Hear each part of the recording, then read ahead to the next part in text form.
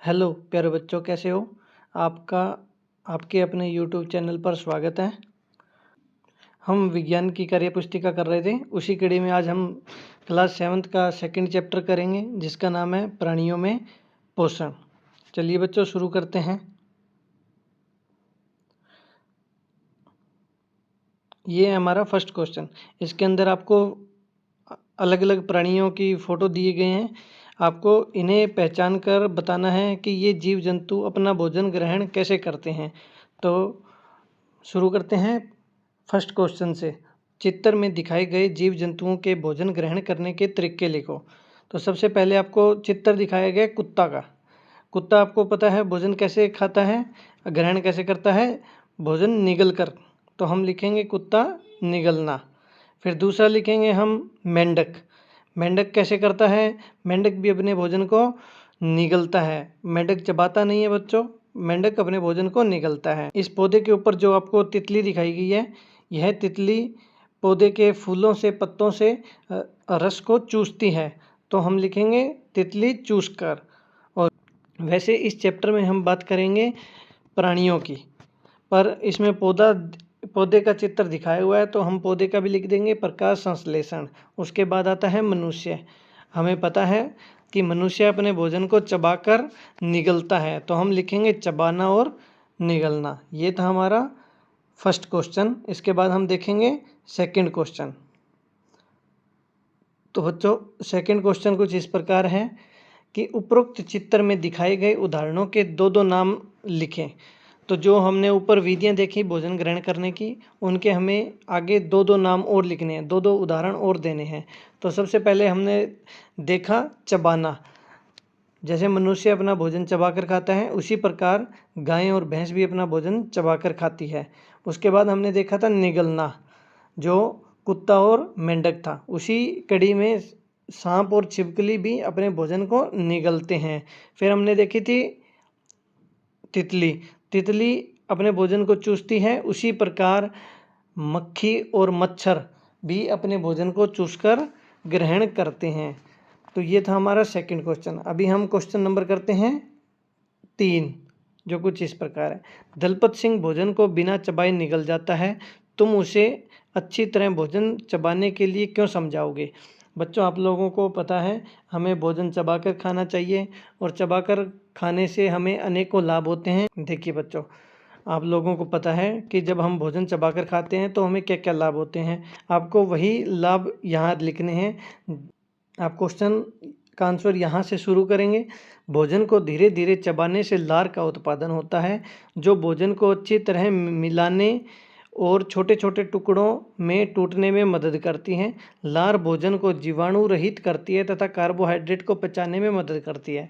बच्चों, आप लोगों को पता है लार भोजन को अच्छी तरह मिलाने में मदद करती हैं। लार के अंदर कुछ ऐसे रसायन होते हैं जो भोजन को जीवाणु रहित और विषाणु रहित करती है, जो हमें बीमारियों से बचाते हैं। आप लोगों को पता है कि लार के अंदर एक अमाइलेज नाम का एंजाइम भी होता है, जो हमारे भोजन में उपस्थित कार्बोहाइड्रेट को पचाने में मदद करता है। तो ये आपका आंसर था क्वेश्चन नंबर 3 का। अभी हम देखते हैं क्वेश्चन नंबर 4। देखिए बच्चों, क्वेश्चन नंबर 4 हमारा यहाँ से शुरू होता है। तुम्हें यहाँ मनुष्य के पाचन तंत्र का चित्र दिखाया गया है, जिसमें पाचन अंगों के नाम दिए गए हैं। तो इसका क्या भाग कहता है, चित्र में दिए गए पाचन अंगों के सामने इनके स्रावित एंजाइमों के नाम लिखने हैं। तो आपने पाचन तंत्र में पढ़ा है कि हमारे शरीर में पाचन तंत्र में अनेक भाग होते हैं, जो अलग अलग समय पर अलग अलग एंजाइमों को स्रावित करते हैं। हमें उन्हीं स्रावित एंजाइमों के नाम लिखने हैं। सबसे पहले आप देखेंगे हमें लाला ग्रंथि दी गई है। आपको पता है लाला ग्रंथि हमारे मुख में होती है, जो अमाइलेज नाम के एंजाइम को स्रावित करती है। इसके बाद जैसे ही हमारा भोजन मुख से अमाशय की ओर जाता है, तो भोजन बीच में ग्रसनी में पहुंचता है, जिसे ईसोफेगस भी कहते हैं। आपको पता है ग्रसनी के अंदर या ईसोफेगस में किसी भी प्रकार का कोई एंजाइम नहीं स्रावित होता, कोई एंजाइम हमारी ग्रसनी में नहीं बनता, तो हम लिखेंगे कोई नहीं।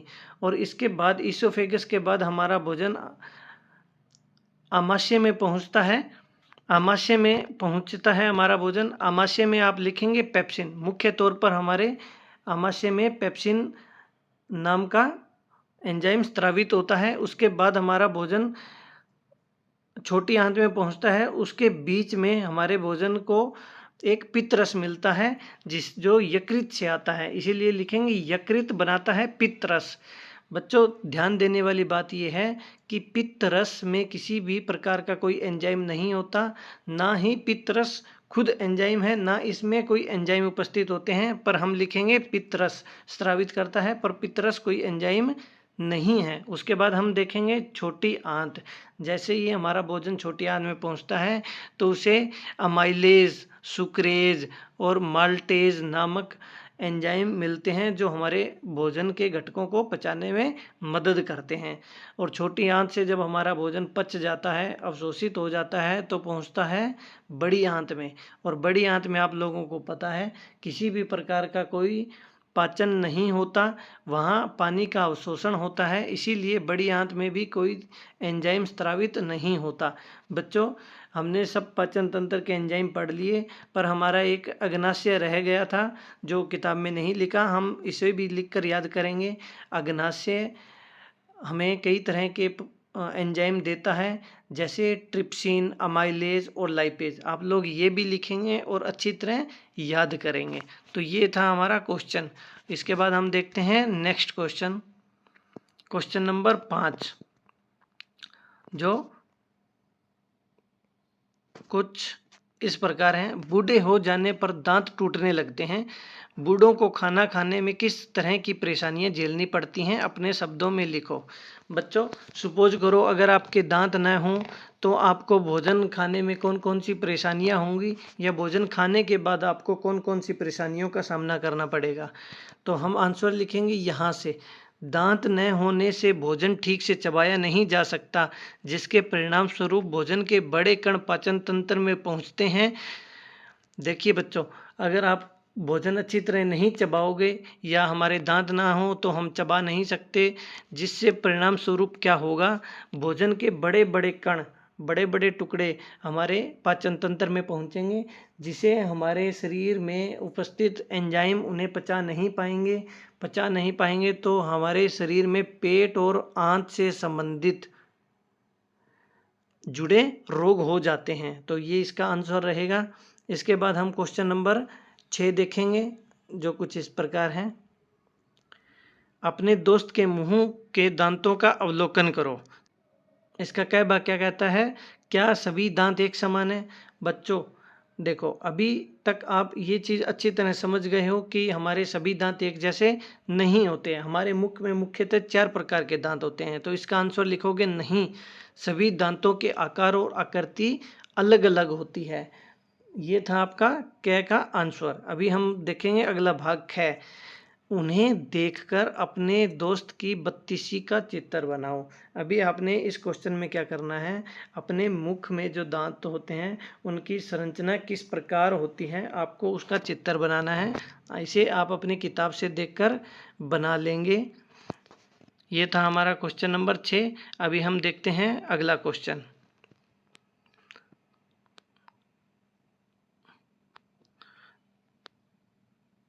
देखिए बच्चों, ये है हमारा क्वेश्चन नंबर 7। दोस्त के दांतों को या अपने दांतों को आईने में देखने की कोशिश करो कि दाढ़ और आगे की कृतक दांत में क्या फ़र्क है। बच्चे देखो, इसमें आपको आपके दाढ़ और आपके जो सामने के दांत होते हैं, मुख में बिल्कुल सामने के दांत जिन्हें कर्तक कहते हैं, उन दोनों में अंतर लिखना है। तो आप लोग लिखेंगे कि दाढ़ के दांत बड़े और चपटे होते हैं जो भोजन को पीसने का कार्य करते हैं, वहीं कर्तक दांत सामने के दांत होते हैं जो भोजन को काटने और टुकड़े करने का कार्य करते हैं। आप लोगों को पता है कि हमारे जो दाढ़ होते हैं वो भोजन को पीसने का कार्य करते हैं, वहीं दूसरी ओर जो हमारे कृतक दांत हैं वो भोजन को काटने का और टुकड़े करने का कार्य करते हैं। ये था हमारा क्वेश्चन नंबर 7। देखिए बच्चों, अभी हम करेंगे नेक्स्ट क्वेश्चन, प्रश्न नंबर 8। इसका ए भाग करेंगे। 2 ऐसे पशुओं के नाम लिखो जो जुगाली करते हैं। बच्चों आपको पता है जो पशु हरा चारा खाते हैं, हरा घास खाते हैं, वो मुख्यतः जुगाली करते हैं। तो आपको उन्हीं जानवरों के नाम लिखने हैं, जैसे गाय, भैंस, बकरी, भेड़, ऊंट, ये सब जुगाली करते हैं। तो आप इनके नाम लिख देंगे, उदाहरण हो जाएंगे। इसके बाद हम देखते हैं इसी का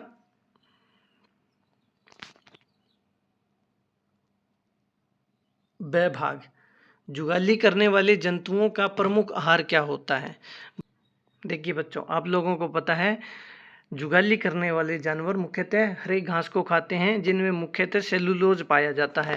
तो आप लिखेंगे जुगाली करने वाले जंतुओं का प्रमुख आहार घास और पेड़ पौधों पर आधारित होता है, जिनमें मुख्यतः सेलुलोज पाया जाता है। और इन जानवरों को मैं बता दूं, हम रोमंथी जानवर भी कहते हैं या रूमिनेंट जानवर भी कहा जाता है। अभी करते हैं हम क्वेश्चन नंबर 9। रमेश ने अपनी विज्ञान की पुस्तक में पढ़ा कि जो जंतु घास खाते हैं वे उसमें मौजूद सेलुलोज का पाचन कर पाते हैं। तुम पाठ्य पुस्तक में पढ़कर बताओ कि घास खाने वाले जंतुओं में सेलुलोज का पाचन कैसे होता होगा। देखिए बच्चों, अभी हमें बताना है कि जो घास में सेलुलोज होता है उसका पाचन कैसे होता है। तो हम लिखेंगे घास खाने वाले जंतु घास को निगलकर आमाशय के रुमेन भाग में एकत्रित करते हैं और बाद में इसे जुगाल या कड के रूप में पचाते हैं। देखो बच्चों, जो रूमिनेंट जानवर होते हैं, जो रोमंथी जानवर होते हैं, वो सबसे पहले भोजन को निगलकर रुमेन भाग में इकट्ठा करते हैं और वहाँ बहुत से एंजाइम और सूक्ष्म जीव होते हैं जो भोजन को पचाते हैं और फिर दोबारा से वह जानवर उस भोजन को कड या जुगाल के रूप में दोबारा से मुख में लाते हैं, जुगाल करते हैं और उसे पचाने में सहायक होते हैं। ये था आपका क्वेश्चन नंबर 9। अभी देखेंगे हम हमारा नेक्स्ट क्वेश्चन, जो कुछ इस प्रकार है। आपको अभी मिलान करने हैं, ये मिलान कुछ इस प्रकार होंगे। देखिए बच्चों, ये ए भाग दे रखा है और ये हमारा ब है, तो इन दोनों को आपस में मिलान करना है। तो मिलान में आपने करना है पित्तरस। देखिए पहला क्या है, पित्त। पित्त कहाँ होता है या पित्त रस कहाँ बनता है। आप लोग देखेंगे लार, बड़ी आंत, यकृत, आप लोगों को पता है पित्त रस हमारा यकृत में बनता है। उसके बाद हम दूसरा देखेंगे आमाशय। अभी यकृत तो हो गया, आमाशय का आप मैच करो। आमाशय इसी के नीचे वाला आ जाएगा कि अम्ल बनाता है। आमाशय में अम्ल होता है जिसका नाम हाइड्रोक्लोरिक अम्ल बोल देते हैं हम। इसके बाद आता है 3 नंबर, 7.5 मीटर लंबी। आप लोगों को पता है हमारे पाचन तंत्र में 7.5 मीटर लंबी क्या है बच्चों, छोटी आंत। तो 7.5 मीटर लंबी हमारी छोटी आंत हो गई। पानी और खनिज का अवशोषण कहाँ होता है, बहुत आसान, बड़ी आंत में, वृहदांत्र में। और इसके बाद आखिरी 5वां, जिसे लाला ग्रंथि। तो आपको पता है कि लाला ग्रंथि क्या बनाती है, लार। तो आप लिख देंगे। ये था आपका क्वेश्चन नंबर 10, बहुत ही आसान। ठीक है बच्चों, अभी बढ़ते हैं हम अगले भाग पर। इसी का ए भाग है। ऊपर दिए गए ए और ब कॉलम में से कोई 2 पाचक रसों के नाम लिखने हैं। देखिए बच्चों, ऊपर अभी हमने देखा अलग अलग पाचन तंत्र के भागों के नाम दिए हुए थे, उनमें से हम 2 नाम लिखेंगे। एक लिखेंगे आमाशय और एक यकृत। आमाशय बनाता है जठर रस और यकृत बनाता है पित्तरस। तो ये आपका आंसर हो जाएगा। ठीक है, इसके बाद हम देखते हैं ब भाग। कॉलम ए और ब में से पाचन तंत्र के अंगों को ऊपर से नीचे के क्रम में लिखो, जैसे मुंह के बाद पहले जो आता है उसके बाद के क्रम में। तो अभी हमने पीछे जो मिलान किए थे उसमें देखेंगे तो हम पाएंगे कि सबसे पहले आती है लाला ग्रंथि, उसके बाद आता है आमाशय, उसके बाद आता है यकृत, फिर आती है छोटी आंत और फिर सबसे लास्ट में बड़ी आंत। तो ये आपका आंसर हो जाएगा। देखिए बच्चों, अभी हम आखिरी क्वेश्चन पर आ गए हैं और इसमें भी आपको मिलान करना है। ये दांतों के बारे में है। तो सबसे पहला है चीरने और फाड़ने वाले दांत कौन से होते हैं। आपको पता है चीरने और फाड़ने वाले दांत रंदनक दांत होते हैं। तो आप मैच करेंगे उसके बाद दूसरा देखेंगे, दूसरा कहता है चबाने और पीसने वाले दांत कौन से होते हैं। आपको पता है कि चबाने और पीसने वाले दांत दाढ़े, चवर्णक, अगर चवर्णक होते हैं। उसके बाद हमारा तीसरा काटने और कुतरने के वाले दांत, हमारे मुख में बिल्कुल सामने वाले दांत काटने और कुतरने का काम करते हैं, जिन्हें हम कहते हैं कृतक दांत। तो बच्चों ये था हमारा लास्ट क्वेश्चन और इस तरह हमारा चैप्टर हो गया है ख़त्म। वीडियो को देखने के लिए बहुत धन्यवाद और आभार। हमारे यूट्यूब चैनल को लाइक और सब्सक्राइब करना न भूलें। हमसे जुड़े रहने के लिए वीडियो और चैनल को लाइक और सब्सक्राइब करें। धन्यवाद।